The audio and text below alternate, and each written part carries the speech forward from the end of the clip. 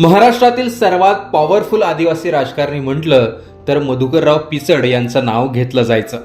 तशी त्यांची राजकीय कारकीर्द ही पॉवरफुल होती.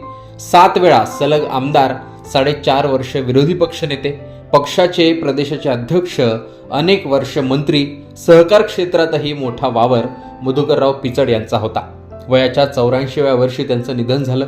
नगर जिल्ह्यातील मोठं राजकीय नाव म्हणून पिचड यांच्याकडे पाहिलं जायचं.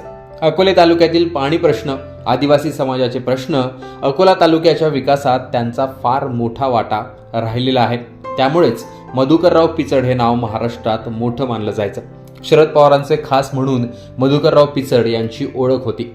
मधुकर पिचड यांचा जन्म अहिल्यानगरमध्ये 1941 साली महादेव कोळी या समाजात झाला. वकिलीचं शिक्षण पूर्ण केल्यानंतर ते राजकारणात आले.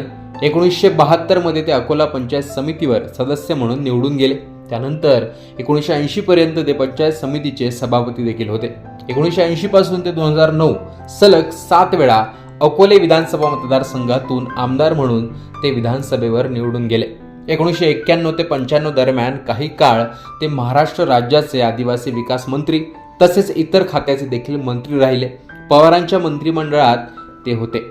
1995 ते 1999 या काळात युतीचं सरकार असताना त्यांनी विधानसभेच्या विरोधी पक्षनेते पदाची धुरा देखील सांभाळली.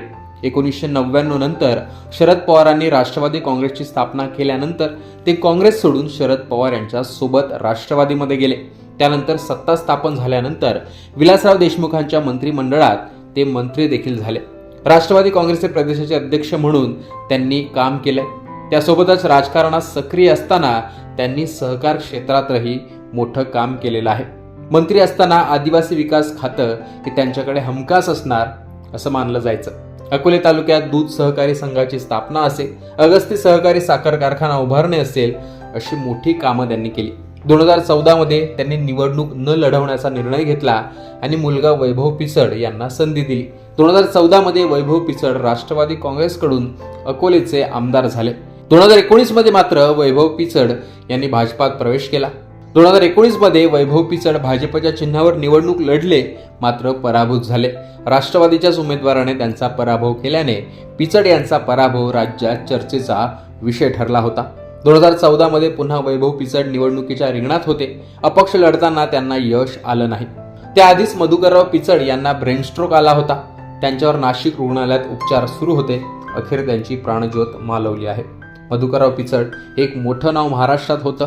हेच नाव राजकीय वर्तुळात आदराने घेतलं जायचं. त्यांना लोकमतकडून भावपूर्ण श्रद्धांजली.